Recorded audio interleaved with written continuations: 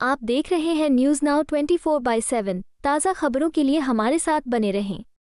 जम्मू कश्मीर के पूर्व मुख्यमंत्री और डेमोक्रेटिक प्रोग्रेसिव आज़ाद पार्टी के अध्यक्ष गुलाम नबी आज़ाद ने बहरीन में भारतीय समुदाय को संबोधित करते हुए कहा, मुझे ये देखकर खुशी हुई कि यह स्थान मिनी इंडिया की तरह प्रतीत होता है, जहां हर धर्म के लोग शांति और सौहार्द के साथ रहते हैं। यहाँ किसी तरह का धार्मिक प्रतिबंध नहीं है। भारत की राजनीतिक विविधता के बावजूद जब हम विदेश में होते हैं तो हम सबसे पहले भारतीय होते हैं। उन्होंने पाकिस्तान की विचारधारा पर टिप्पणी करते हुए कहा, धर्म के आधार पर बना पाकिस्तान भी एकजुट नहीं रह सका और पूर्वी पाकिस्तान अलग हो गया। इसके विपरीत भारत में सभी धर्मों के लोग मिलजुल कर रहते हैं। हमारी संस्कृति सहिष्णुता और भाईचारे की मिसाल है। आतंकवाद के मुद्दे पर उन्होंने कहा, दुख की बात है कि दुनिया भर में जितने आतंकवादी हैं उनमें से सबसे अधिक संभवतः पाकिस्तान में ही हैं। भारत ने हमेशा शांति, लोकतंत्र और विविधता में विश्वास किया है। मेरे ख्याल में इन 2 दिनों में हमारी कभी भी इतनी बैक टू बैक मीटिंगें नहीं हुई, लीडर्स से भी और थिंक टैंक से भी और दूसरी ऑर्गेनाइजेशन जो सोशल ऑर्गेनाइजेशन यहाँ की। तो एक चीज़ देखकर सबसे पहले तो खुशी हुई कि ये मिनी भारत जैसा लग रहा। यहाँ हिंदू, मुस्लिम, सिख, ईसाई सब हैं, मंदिर, मस्जिदें, गुरुद्वारे, गिरजाघर, सब कुछ। और अभी एक डेलीगेशन मिला था हमारी बहनों का कि हमें पूरी फ्रीडम है, जो कपड़े हम पहने, जहाँ पूजा पाठ करें, नमाज पढ़ें, हमें कोई ये देखने को तो एक नई चीज़ मिली इस बहरीन में। जहाँ तक पॉलिटिकल जिस मकसद के लिए हम आए हैं, अदर अलग अलग पॉलिटिकल पार्टी से संबंध रखने वाले और पूरे देश के दक्षिण से लेकर कश्मीर तक, कश्मीर से लेकर नागालैंड तक रिप्रेजेंटेटिव्स थे। हम चाहे अपने देश में विभिन्न पार्टियों से संबंध रखते हों, लेकिन यहाँ हम भारतीय आए थे, हिंदुस्तानी आए थे। और यही हमारे लिए गौरव की बात है कि हमारे भारत में सब धर्म रहते हैं और प्यार से रहते हैं, प्रेम से रहते हैं। ये एक सबसे बड़ा मैसेज है पूरी दुनिया के लिए भी और बहरीन के लिए कि कुछ लोग तो आपस में, पाकिस्तान तो धर्म के आधार पर बना था, लेकिन वहाँ मुसलमान, बंगाल का मुसलमान और पंजाब का मुसलमान, साउथ ये वेस्टर्न पाकिस्तान और ईस्टर्न पाकिस्तान के मुसलमान इकट्ठे नहीं रह पाए और कुछ ही सालों में 2 कंट्री बन गई। लेकिन हमारे देश की सबसे बड़ी ताकत है कि सब धर्म के लोग हैं और अच्छी खासी संख्या में हैं और सब इकट्ठे हैं, प्यार से रहते हैं, प्रेम से रहते हैं, लोकतंत्र पे विश्वास करते हैं। ये दूसरा मैसेज। और तीसरा मैसेज है कि हम आज से नहीं, जब हम लोग पैदा में नहीं हुए, 1947 से पाकिस्तान कुछ न कुछ कुछ हिस्से पे नज़र रखता है। पीओके जो है उन्होंने 47 पे दिया, उन्होंने आक्रमण किया, हमने आक्रमण नहीं किया, उन्होंने आक्रमण किया। उसके बाद 65 में 3 जगह एट ए टाइम आक्रमण क्या, कच्छ पे किया, श्रीनगर पे किया, अखनूर, जम्मू पे किया, एट ए टाइम, एक के बाद, 1 महीने के बाद 3 जगह। लेकिन मुंह की खानी पड़ी। 71 में तो बंटवारा ही हो गया उसका, फिर 99 में हुआ और उसके बाद अभी ये हुआ। तो हर दफ़ा, और जितना आतंकवाद पाकिस्तान ने फैलाया, अगर हम देखेंगे तो जितने आतंकवादी पाकिस्तान में रहते हैं शायद पूरी दुनिया में नहीं होंगे। हम कहते हैं इतना हमारा देश बड़ा है, हमारे क्यों नहीं टेररिस्ट कैंप है, हमारे क्यों कोई टेररिस्ट नहीं। एक वक्त था, चाहे फैशन ही कहिए या अलकायदा में जाने का, एक रिलीजियस सेंटिमेंट को उन्होंने एक्सप्लॉइट किया था। और लेकिन इतनी सबसे ज़्यादा पॉपुलेशन मुसलमानों की इंडिया में है, वहाँ तक कोई तो अलकायदा में एक नौजवान भी नहीं गया।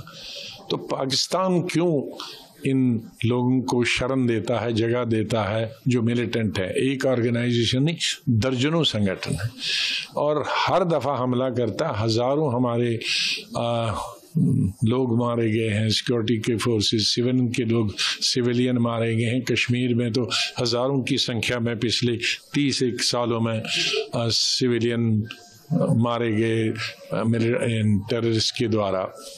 और देश के दूसरे हिस्सों में भी टेररिस्ट ने अटैक किए और वहाँ भी कई हजार से ऊपर ही ज़्यादा लोग मारे गए और डैमेज किए हमारी प्रॉपर्टी को। तो लेकिन अभी तक हमारा बड़ा सेल्फ रेस्ट्रेंट था। हम कहते हैं कि चलो एक दफ़ा बात करेंगे, लेकिन पाकिस्तान एक ऐसी चीज़ है और पाकिस्तान की फ़ौज विशेष रूप से वो जिंदा रहने के लिए, पाकिस्तान की फ़ौज जिंदा रहने के लिए, अदरवाइज पाकिस्तान को ज़रूरत ही नहीं है फ़ौज की। चीन दूसरी तरफ से वो उनका दोस्त है। हम यहाँ अगर हमसे भी दोस्ती हो गई तो पाकिस्तान कहेगा अभी तो होम गार्ड की ज़रूरत है, यहाँ फ़ौज की नहीं। इसलिए पाकिस्तान के जो जनरल हैं, बजट का हिस्सा उनको खासा अच्छा मिले और शान से रहें, दौलत उनके पास हो, दुनिया में घूमें, उसके लिए वो यहाँ पाकिस्तान को कहते हैं कि हिंदुस्तान बड़ा बहुत है, इनको कमज़ोर करो। पाकिस्तान तो बना ही है, हकीकत में नहीं बना है। ये तो खाली उनके जज्बात एक्सप्लाइट किए मुसलमानों के तो बना है, वरना इंडिपेंडेंस मिल गई तो जैसे यहाँ हमारे 22-23 करोड़ मुसलमान रह सकते हैं, वो भी 17-18 करोड़ वो भी तो रह सकते थे, लेकिन वहाँ जाके उनका नुकसान ही हुआ, फ़ायदा नहीं हुआ।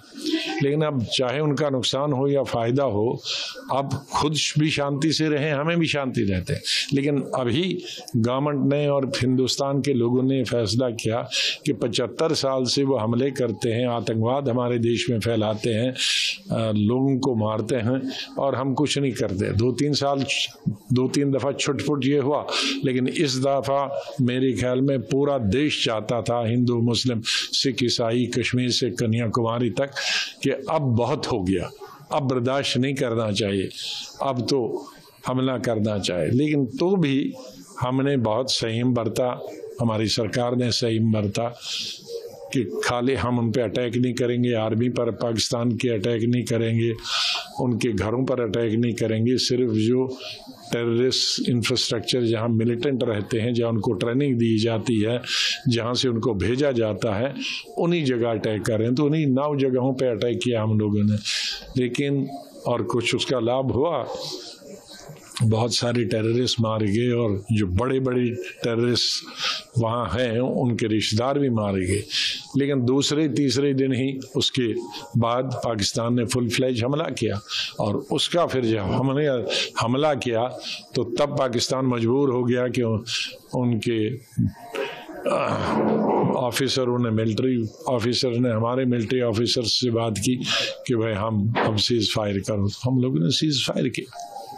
मीटिंग के बाद जो यहाँ के लीडर से मुलाकात हुई, डिप्टी पीएम से, सूरा काउंसिल के मेंबर से, उनकी तरफ से आश्वासन क्या मिला? टेररिज्म के खिलाफ जो लड़ाई इंडिया ने छेड़ी है, इस बात को लेकर यहाँ पे आए। देखो, एक चीज़ तो उन्होंने अपने इंटरेक्शन में बताई सभी लीडरों ने कि एक तो जिस दफा ये घटना हुई थी उसी दिन उन्होंने स्टेटमेंट दिया था, इसको कंडेम किया था, और उसके बाद भी 1-2 स्टेटमेंट दे दिए टेररिज्म के खिलाफ, और कश्मीर में जो टेररिज्म है और या पहलगाम में जो टेररिस्ट एक्टिविटीज़ है उसके खिलाफ।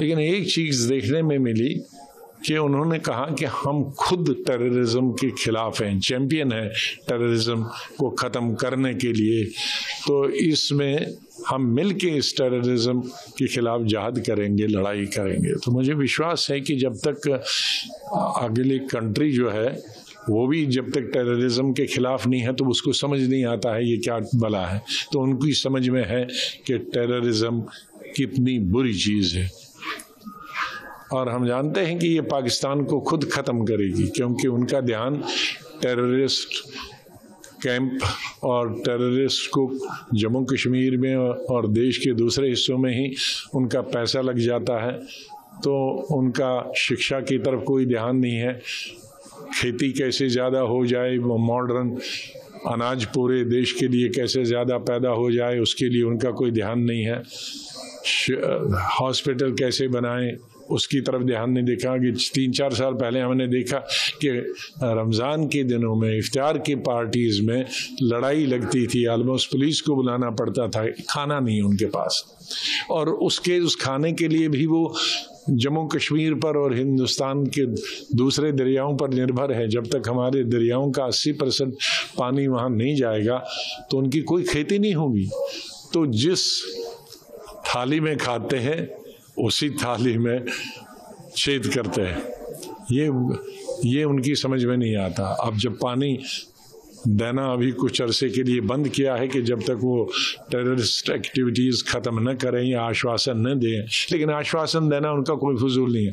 पाकिस्तान एक दिन आश्वासन करता है, दूसरे दिन टेररिस्ट भेजता, उन पे यकीन करना नामुमकिन है, असंभव है। आपको यह वीडियो पसंद आया हो तो इसे लाइक करें, हमारे चैनल को सब्सक्राइब करें।